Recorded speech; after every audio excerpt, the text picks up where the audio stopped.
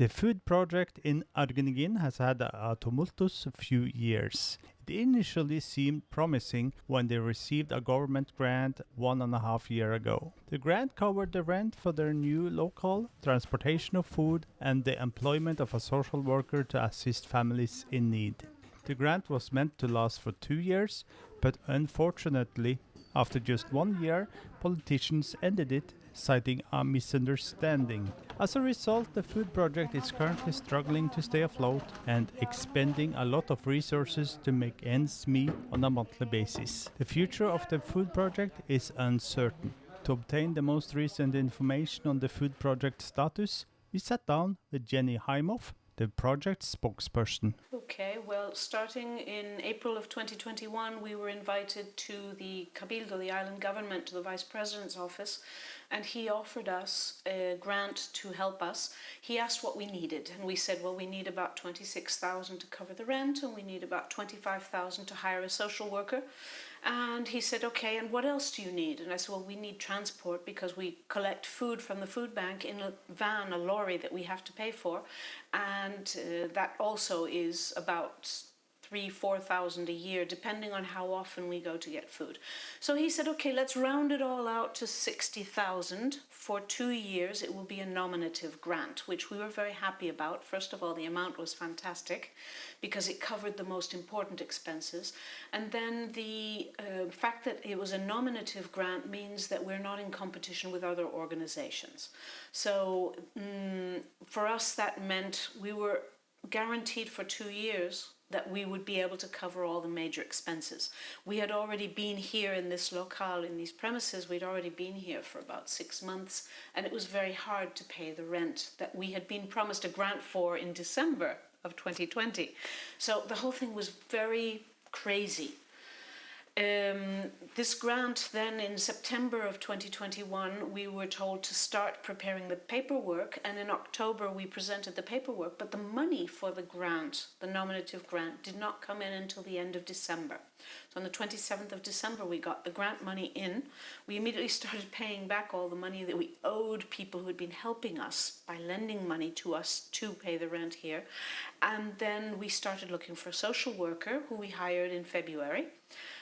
We had a large process, 70 people who wanted to work for us as social workers, and we managed to find the perfect person after touch and go. And we hired her, and then we had the money in the account, so we had a standing order to pay the rent, we had the standing order to pay the social worker, the taxes. It was going very well. We had paid off almost all of our debts.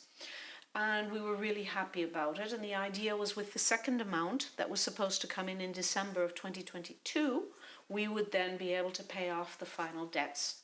So in September 2022, we got a message from the Cabildo saying to post the papers, updating and to justify what we had used the 60,000 for. So we did that because we had the receipts for the rent, the taxes, everything's been paid. We have all the proof. So we presented all of that. And in October, they said that's okay. And to ask for the renewal. So we renewed the presentation. We applied for the renewal. And we thought it was a matter of when. We also, in November, were offered a grant from the Cabildo, from another department. And we said, well, what we need is a freezer. We would like to get a large walk-in freezer because we have 7 small freezers and they're using a lot of electric. We're paying almost 400 euros a month in electric because of all the freezers. So could we maybe get a grant? And they came back to us and said, we can't give you a grant for the freezer because you already have a grant for the rent, etc. So we said, okay, that we understand that. That's understandable, it's okay. And again, that reinforced the feeling that in December we were going to get the second year of the grant. So in January, we hadn't had the money yet, and I started sending messages saying, when will the money be coming in? And finally they answered and said, no, you're not getting the second year. And I said, wait a minute, what's wrong here? And they said, no, it was a misunderstanding. And I said, well, that doesn't work that way. Almost 500 people a week eat thanks to us. You can't just have a misunderstanding. How can we fix this? They have stopped answering us. We've had no communication from them. And we're coming up to elections, and we're very surprised that they would do that to us before the elections. We're very surprised. We were thinking of driving up to Las Palmas and just sitting there in the person's office until he came in, but that means spending a whole day in Las Palmas waiting for somebody who may or may not walk in. And if we get an appointment, which he's not answering our request for an appointment. So the Vice Presidency of the Cabildo have closed the door on us. We don't know why. Meanwhile, the party that has offered us the freezer now can help us because we don't have that first grant, but we have the procedure. So we have sent in all the papers, we have applied for a grant, we have increased the amount that we're applying for because transport has increased, food has increased, everything has increased. The rent is still the same. We're very grateful for that. And we fired the social worker because we couldn't pay her anymore. So she's not working for us anymore, but she's such a darling. She's coming in once a week as a volunteer to continue helping the families that she had started procedures for. But we need to hire her full time because it's wonderful of her. She's a lovely person and we want her back. So she's now on unemployment. We've had to pay her severance pay because when you work for a year in Spain, you have severance pay, and she worked from the 15th of February 2022, until the 15th of February of 2023. So we had to pay her a year's severance pay, which was almost 2,000 euros. And the 20th of this month, we have to pay her income tax, which we had to withhold, and the income tax on the rent of the local. The rent is paid up. So we don't owe rent, but we have to pay the tax on the rent on the 20th of April. So things are very tight right now. We have about 500 euros and we need about 2,000 to cover the taxes on the 20th of April. And then we will need to look at when the grants are going to come in. The party that has promised us this help now, they said that we are going to get it, but they're not saying when. And this insecurity it's too frustrating. You say party, who is it? It's a political party, Nueva Canarias. Okay. Yeah. The Socialist Party, which is the vice presidency, has closed the door on us. I don't like playing parties. I hate playing political parties, but we're coming up to elections, so this needs to be said. Yeah. But this is not the party giving the money, it's because they think they come into... Cabildo. Yeah, they think they come into position and then they are able to... They want us to have everything locked up and the money in our account before the elections on the 28th of May. That sounds great to me. Yeah. But until the money's in the bank account, we're not sure. As I said, we want to hire the social worker back and we want to continue in this locale. So why is it so important to have a social worker? Isn't that somebody that should work for the social But we're not getting any government? help from the council. They're not giving us any help. That's why we need our own social worker. I was doing that work for 14 years until we hired her. I can legally do it, but I also work full time.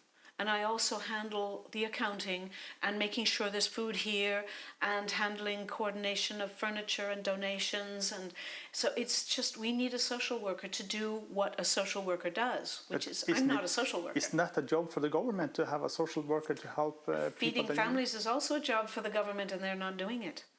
The social workers from the Council of Mogan are sending us families. Verbally, they're saying to families, go down to the food project, they will help you. Ask for Jenny, that she will help you. Why doesn't the government do this funding of the families? Good question. It's a very good question. But that's not how it's working.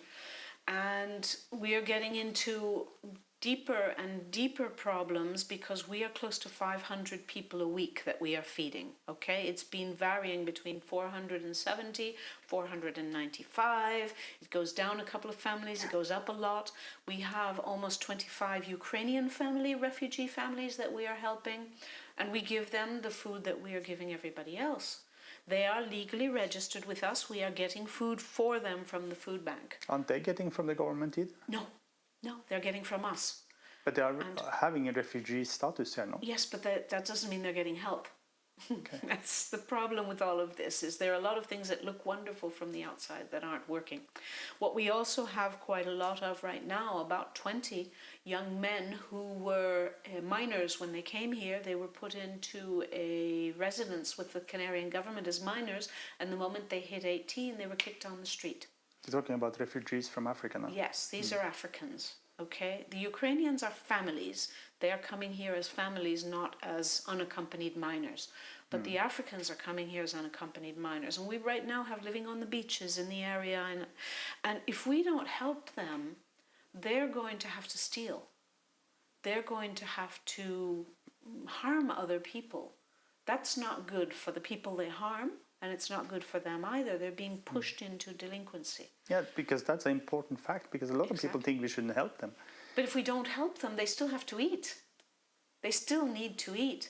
Several of them are grouping together. We have a group of Moroccans who are gay, and they left Morocco because they, as gay people in Morocco, they're in danger of being beaten or killed, put in prison. They're not allowed in Morocco. Muslims don't accept homosexuality.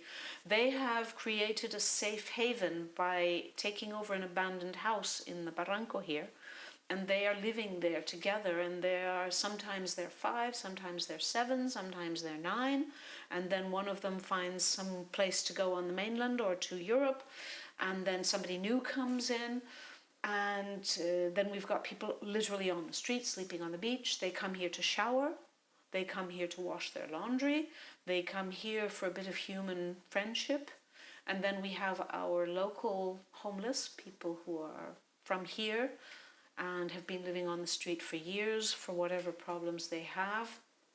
A few of our homeless people have found jobs, and they are slowly getting back on their feet, and one of them is hopefully going to be able to rent a flat in the next couple of months, because he will have a nomina, a paycheck, and then he will be able to rent something. And his idea is to take in a few of the street people that he was living with, and that sounds like a beautiful idea to me.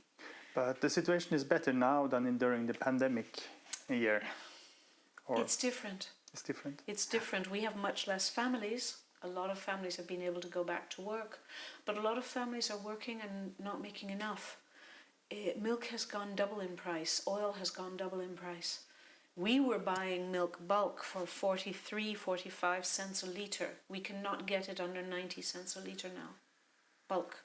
That means buying 500 litres, 700 litres, a pallet of milk. So in the shops it's gone up incredibly, and oil was €10, €15. Now it's €3.50. So, basic foods that everybody needs to cook, to eat, things that people eat as basics, they can't afford them. And the Food Bank of Europe has now decided that they will help us 2023, because it was already agreed upon and funded, but we're not going to be getting milk and oil from them. They're going to be sending us tuna, they're going to be sending us, I think it was chickpeas or beans, chocolate powder, cookies, tomato paste, pasta, and rice. And tinned pork. So tinned tuna and tinned pork. That's what they're sending us in 2023. We will get some in May, and we will get again in November, December. There is nothing foreseen for 2024. There's no funding to help Spain with food for poor families for 2024 and forward. It's just not there. It has not been approved. And Spain still has a lot of people who need help. As I said, we have almost 500 people a week coming here to ask for help. Some of them are working. They don't make it to the end of the month. Somebody with a salary of €1,000, they pay 600 rent, and there's 5 people. You can't eat on €400. Plus there's water, electric, a phone, your clothing. It just doesn't work. So Spain is still in a very bad situation. And Spain, of course, doesn't want it to be known outside. We have spoken with the president of the Food Bank, because he is the person who connects with Europe. He connects with the Spanish government. We connect with the Food Bank Bank connects with them. And he just said they won't listen. They feel that they've done enough and that the Ukraine is more urgent. We don't argue that. Okay, we have no argument with Ukraine being more urgent. But one shouldn't block the other. One shouldn't stop the other. There should be enough for both of us. There really should be, because their families, and probably in Italy and Portugal and Greece as well, still a lot of families needing help. And that help is not coming. That help, we are now talking amongst ourselves on Gran Canaria about creating a federation of social projects like ours. In Maspalomas there's Caruna, in Telde we have Hoy por Ti, and Hinamar has a food project as well, of grouping together to pressure the government and also to be able to get better prices when we buy. For example, instead of buying only 500 tins of tuna, maybe all of us together can buy 5,000 tins of tuna and get a better price. Transport, instead of them transporting only for one, they can transport for more than one. And we can negotiate better prices as a federation. The problem being that we need to spend time doing that, and we're also busy locally. We're also busy trying to get our own things, maintaining our own organizations going.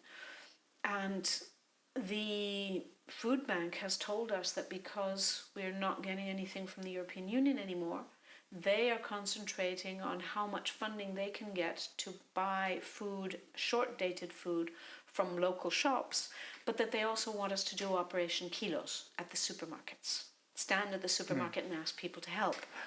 That puts the weight on us and on the public. The public is already suffering. So people who normally help us 2 times a year, I don't think they can help us 4 times a year.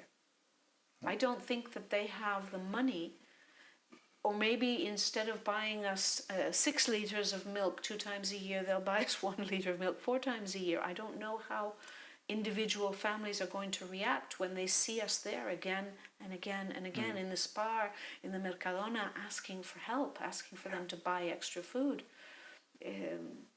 People are very helpful, people are very generous, but there is a limit to how much they can handle. So we're very worried about 2024. We're very worried. So to summarize it, you lost your grant. You Yes. have promise of another one, but that was for a freezer. Are you able to use that grant for rent? No. No. So It's not enough anyway. It's only 15,000 euros, and the rent, that's 4 months. So you have lost a lot of income. You lost your social worker. Yes, we can't buy eggs and potatoes anymore. We don't have money for it. We can't buy milk. And you also have lost your food from the European Yes. Union in the Yes, future. as of 2024, yes. It doesn't look good. No, it doesn't. On Monday, we are going to the local food bank in Telde, in Merca Las Palmas. We are going to collect 4,000 kilos of food, but 4,000 kilos of food means 1,000 kilo a week. Yeah. And So how big percentage of your food comes from the European Union? I'd say about 50%, 50%. 40 to 50%. It depends on Of all the food given, or, all or the from food all? given. Because, for example, we've had people helping us since we lost the grant. We've had to stop buying eggs and potatoes. So we've had the Warriors, for example, have bought us a lot of eggs. Some people from La Cascada in Puerto Rico got money together and bought us potatoes. Some people have brought us some milk. Some people have brought us juices for the children. So all of that helps us not to have to buy those things. To summarize, so you're getting food from the European Union, and then you get food locally from big donors, from hotels, some We supermarkets. get frozen food from big donors. Frozen food. Food is going to the food bank that then gives it to us. So on Monday, we go 3rd Monday every month. We take a lorry to the food bank. We fill it up with whatever they can give us. They are also feeding another 160 other organizations like ours all over the island. So we get what they have. Sometimes they have more, sometimes they have less. Last month they had very little. What they had a lot of was chocolate. So over Easter, the kids got a lot of sweets when they were home. But what we would have liked is to give the families extra food for Easter because the kids were eating at home. They weren't eating at school for a week, which puts more weight on the families and what we wanted to do. So the Warriors got us eggs, and they got us juices, and they brought fruit. They brought oranges and apples. So we were able to give that to the families. But what we would normally have tried to do is double the food so that the kids, because they were home, they're going to eat a lot. Especially children who are 7, 8, 9, 10, they eat at least as much as an adult. We consider them to be an adult after age 9 because that's how much food they eat. So when we program the future, we think about any child over 9 as an adult. See. So, And then you have the third group, which is the food you have to buy from money you donated. yes, And which we this- can't right now because all the money is paying the rent. Without a locale, there's nothing we can do. No. Some people have said to us, why don't we find a cheaper locale? The problem with that is cheaper means not in the same condition. We store food here. It must be in condition for food.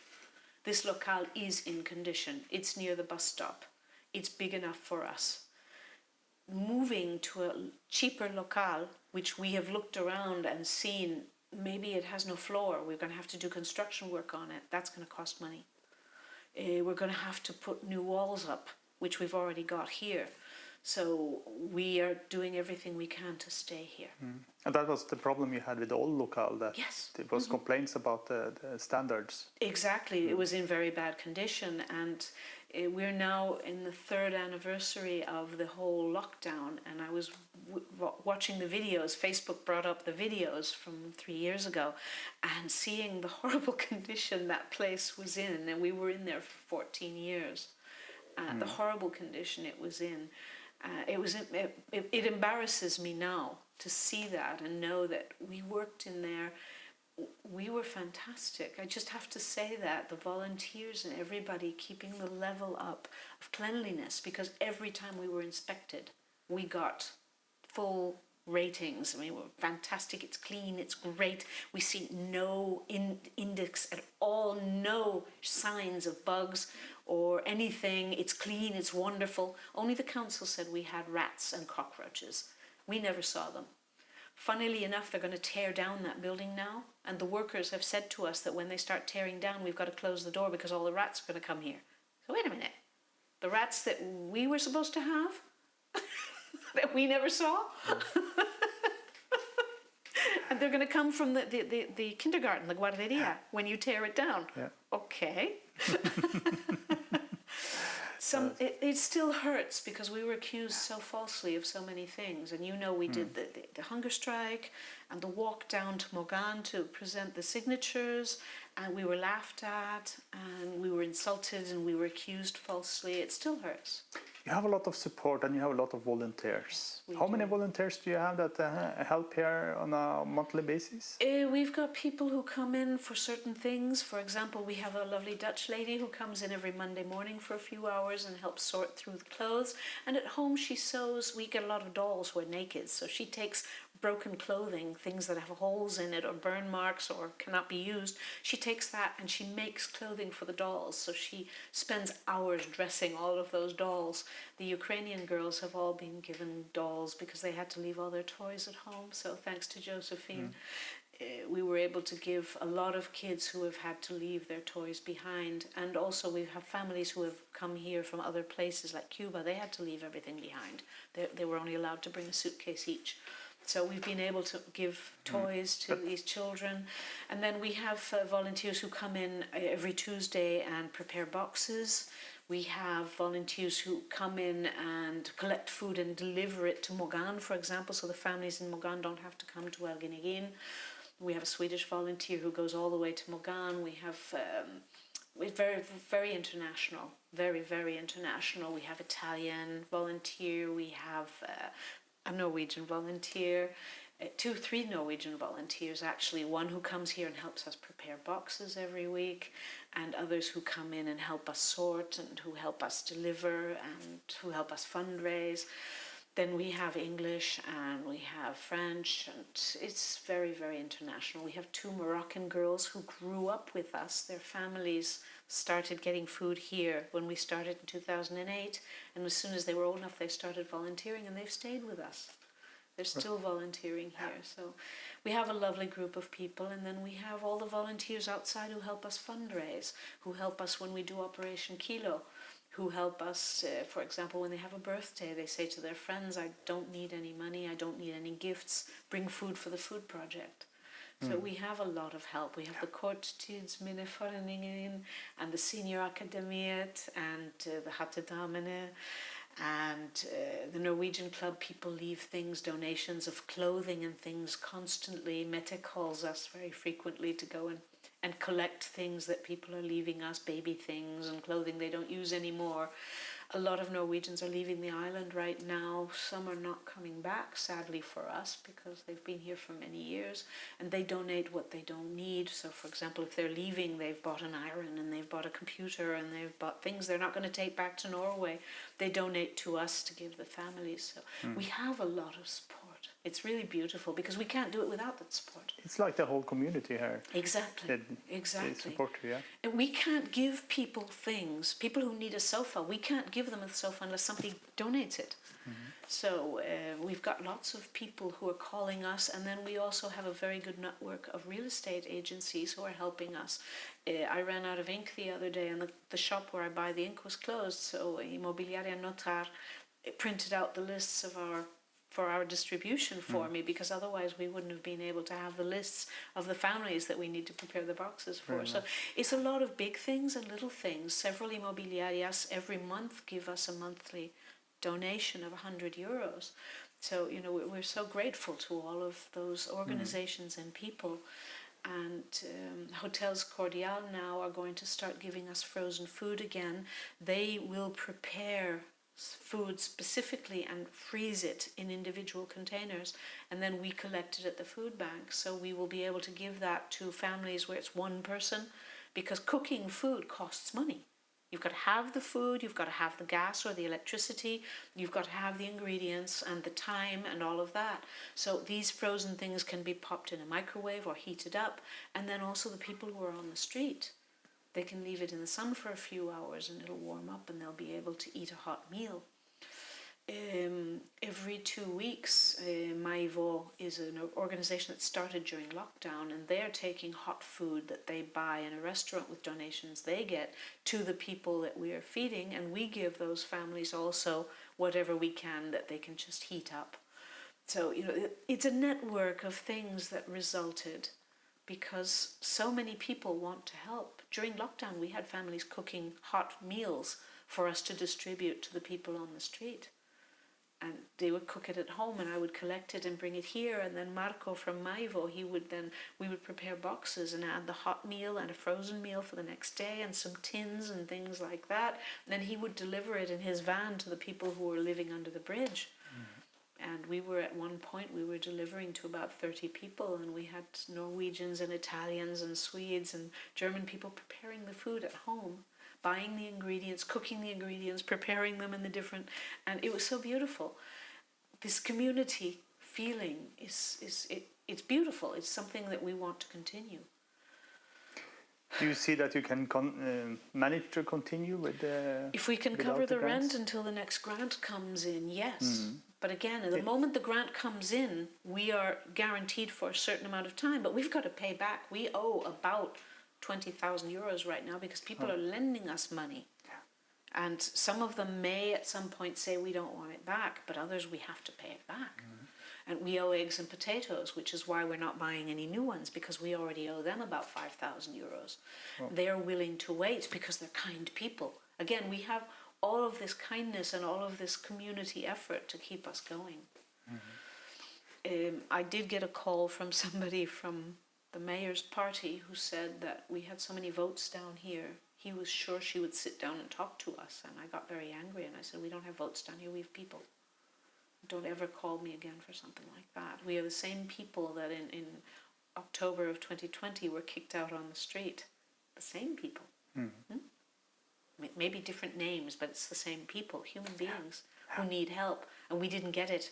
We were denied transport to go and get the food from the food bank, so the army had to kick in, which is the videos that are coming up on my Facebook right now. Mine too. Yes. Aren't they beautiful? Yes. It was so lovely. And all of those soldiers so happy to help us. It Amazing. was And that's beautiful. government too. Yes. Everyone was helpful except for the Council of Mogan. Everyone. We had help from the bomberos, the firemen. They were bringing us fruit and vegetables from places. Protección Civil, Civil Protection, which are the volunteer people who help when there's a fire. They were bringing us food. The Red Cross was bringing us food. The Guardia Civil was bringing us food. Everyone was helping us. When we had to go to the food bank the first day of the lockdown, which was the 16th of March, we were stopped by the patrols, explained to them what they were doing, and they accompanied us to the food bank and thanked us for our work. We had everyone's support except for the Council of Mogan. They were the only ones who didn't help us. That's strange, isn't it? It's sad. Yeah. It's very sad. We're coming up to a new election.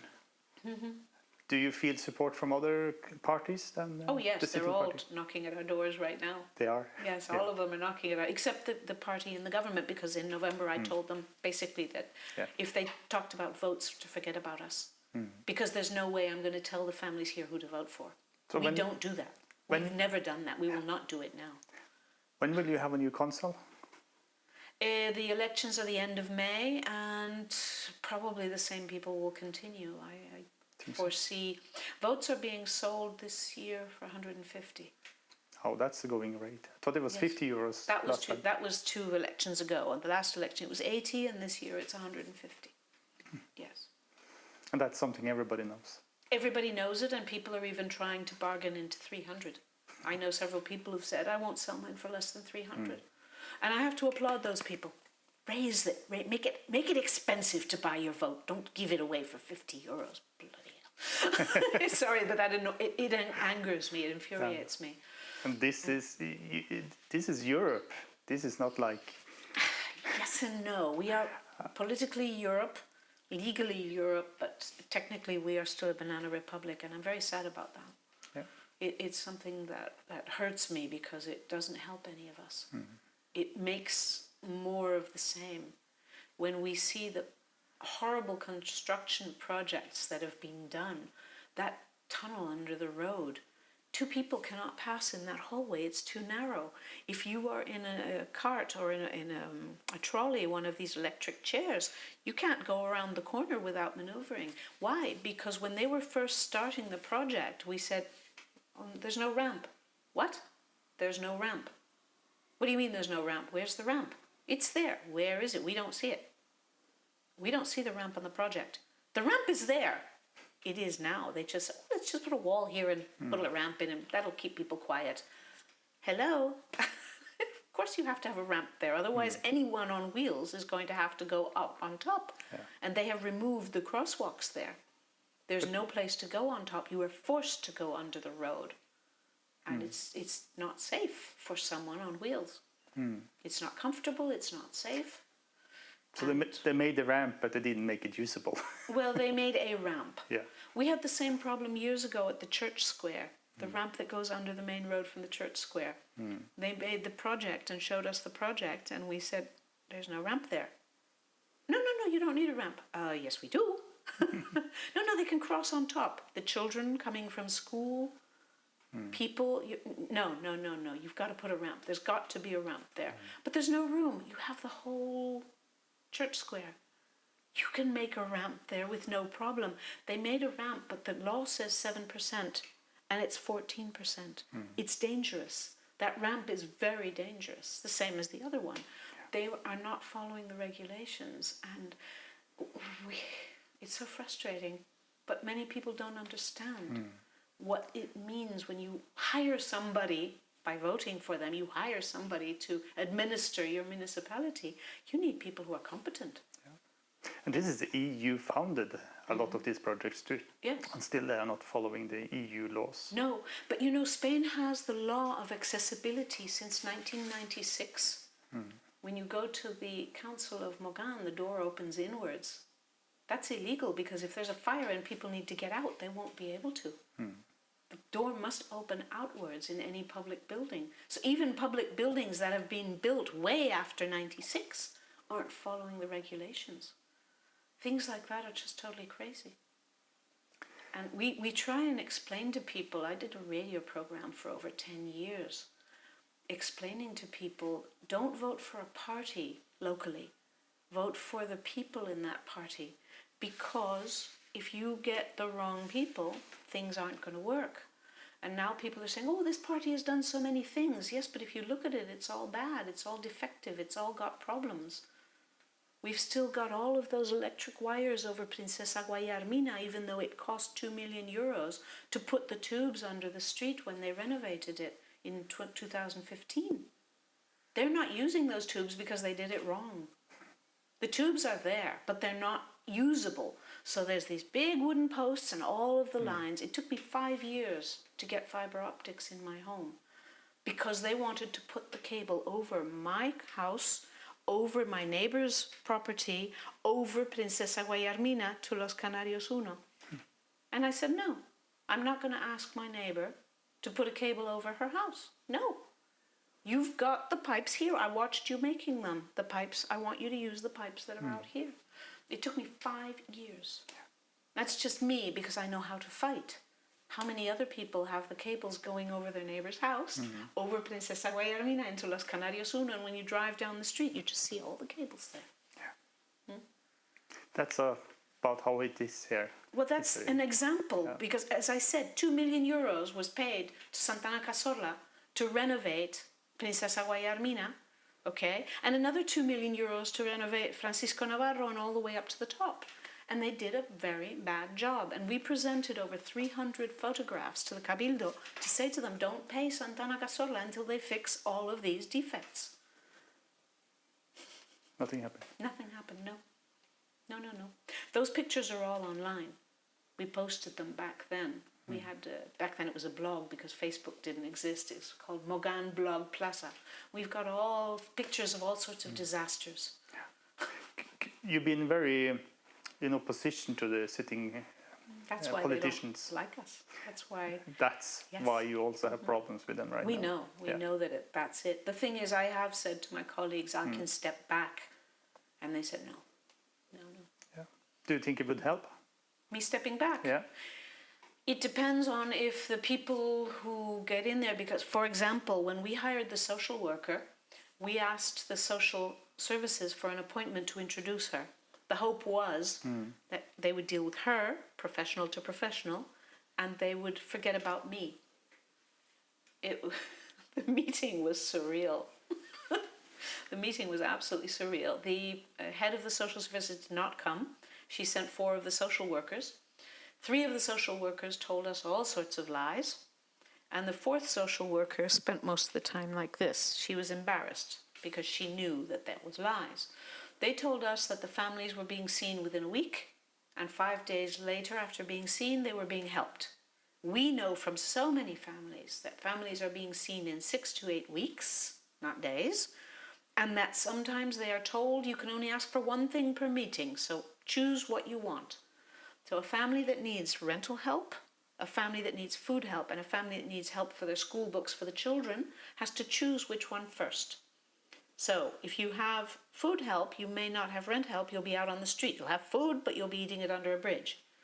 So rental help first, and then wait another 5-6 weeks for your next appointment, ask for the food help. Meanwhile, they will knock on our door. Now people are coming to us and saying, the social worker sent me because they can't help us. Why can't they help you? Because we're not registered here. Okay, fair enough. How long do you need to be registered here? 2 years. Okay, that puts those families on our back for 2 years. But the council isn't helping us. They're sending us these families, which we consider they need to change the rules. You can't tell a family you can't eat because you haven't been here for 2 years. Because things happen to families. They come here for a job and the job doesn't happen, or they come here for a job and a pandemic hits. There's a lot of reasons why somebody doesn't fit the rules. We don't have those rules. We look at a human being. We feed human beings, which is one of the reasons our social worker fit in beautifully with us, because she had worked for a council, not Mogan, a different council, and she said it was so awful having to say no to families because of some technical reason. You haven't been registered here for 2 years, we can't feed you. And what am I supposed to eat? What am I supposed to feed my children? It can't work like that. That's wrong. So we don't have those controls. When a family comes to us, they have to identify themselves and every member of the family. Okay, so if it's, for example, a woman comes to us and says, I have 3 children, she has to identify herself and her 3 children, and we will give her food for an adult and 3 children the first time. The next time she has to bring all of her documents with her, showing her income, if she has any or not, 3 months bank account, if she's registered for unemployment, and any kind of help she may be getting. The families must sign a declaration that they are not receiving food from anybody else. We send their names and their identification numbers to the food bank, who checks against a list. So if somebody is signed up for food in Telde and comes here to get food, the food bank will find out. And they will tell us that person is already registered wherever. So it's all controlled. Everything is controlled. But we are much more flexible than the council. And the council has had years to change those regulations, because in 2008 we had the same problem with the crisis. They haven't changed it since then, so. Nothing's going to happen. It has to happen, but it's not happening. And meanwhile, they're just sending us all of these families that are outside the box. But human beings don't fit in boxes. So I've been outside boxes my whole life, so I know what I'm talking about. So, but you have, I believe that you're going to survive this crisis right now? We hope so, but we are not 100% sure. And having to move out of here, we don't have a place to store our things. The last time we were given a garage, we were able to store our things in a garage because for 2 months we were getting ready to move into here. And you know, the things we have here are the same things that the council told us to throw away because it was garbage. And we're still using these things here. They're not garbage, they're usable, and we're still using them. So we were able to set up here with very little help. The only major expense we had to set up here is the plastic, the plexiglass for COVID. Everything else was given to us, everything else was donated, or we already had it. So we were able to set this up and set up the different rooms and the separations and everything, thanks to donations and what we had before. So, you know, we're very glad we didn't listen to the council and throw anything out. They also told us they were going to break down the door. If we didn't give them the key, they were going to break down the door and take our things, and we refused even more to give them a key. Because if they were going to take our things breaking down the door, and then how much easier would it be to just walk in with the key? No, that wasn't going to happen. So it was quite a hectic and horrible time, and we're still not out of the woods. We're trying to get a declaration from the Spanish Ministry of Justice that we are of public use. This is given to organizations like, for example, the Food Bank. The Red Cross have it, and it gives us preference when we ask for grants. It is a long procedure. We must give them an audit of our accounts for 2 years. So right now we are looking for a grant to get audited, so we can pay for audit. We're looking for different offers from different auditing companies to present the request to the ministry to be declared of public use.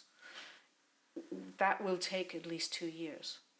So we have to present to them the accounts for 2021, 2022, which are complete. 2023 isn't finished yet. So we will present those 2 years' accounts, get them audited, and then take them to the ministry and ask them to declare us of public usefulness. That will annoy politicians, because then they can't refuse us help. That is why the Red Cross and other large organizations are able to continue, because they are guaranteed by their declaration of being of public use. They're guaranteed a certain amount of help. The problem being how much and when. But something is better than nothing. But it's a long procedure that we have to get going. That will also allow us to have BISUM, because organizations cannot have BISUM without being declared of public use. So BISUM will help us get donations through the phone. It's like the Norwegian VIPs. So That's good. Yeah. yes, so that's something that we're looking at as well. But those are long-term projects. Right now it's basically surviving month to month. So basically you need all the help you can get right now. Yes, right now we need to have 2,000 euros in our account by the 20th of April to pay the taxes. That's the most urgent. Yeah. And then after the taxes are paid, we're relieved for a quarter. That's then the next taxes will be, let's say, May, June, July, the 20th of July. But you still have rent to pay every month. Yes, and we have rent to pay. Yes. So it's not easy. It's a hard fight. It's a hard fight that we shouldn't be doing. Yeah. We shouldn't have to do this. We should be getting grant money to cover this, because we're doing a public service. So that's the way we feel about it. Is we are very resentful of the politicians for putting all of this weight on private shoulders, that we have to ask for donations, that people have to open their pockets. And a lot of the people who are helping us are not wealthy. but they're helping us, and thanks to them we've been able to survive. But it shouldn't have to be like that. The private donations can then be used to buy eggs and potatoes, to buy milk, to help people with paying their electric bill so it's not cut off. That's what the private donations should be used for. So that's what we're working towards. Any last words? Help. Help. Yeah. Thank you for everything. Thank you for all your support. We couldn't do it without you. And well, let's hope we're still here in a few months. It's us that should thank you for all the work you put down into this. I know it's a lot of work for you, and you still have another job to do as well. Yeah, well. So, thank you. We do what we can, and because we're a team, we are a fantastic team. You guys see my face all the time, but there are a lot of other people here. Thank you. We can't do it without everyone who helps us in one way or another. Thank you. Thank you. And thank everybody who is helping us with the GoFundMe and who's helping us with the Facebook money fundraiser. We'll be doing other fundraising things, and well, hopefully we'll be able to pull in enough to survive until the grant money comes in. So, and if you can vote on Gran Canaria, please vote. It's important. Please do go and vote if you can do so.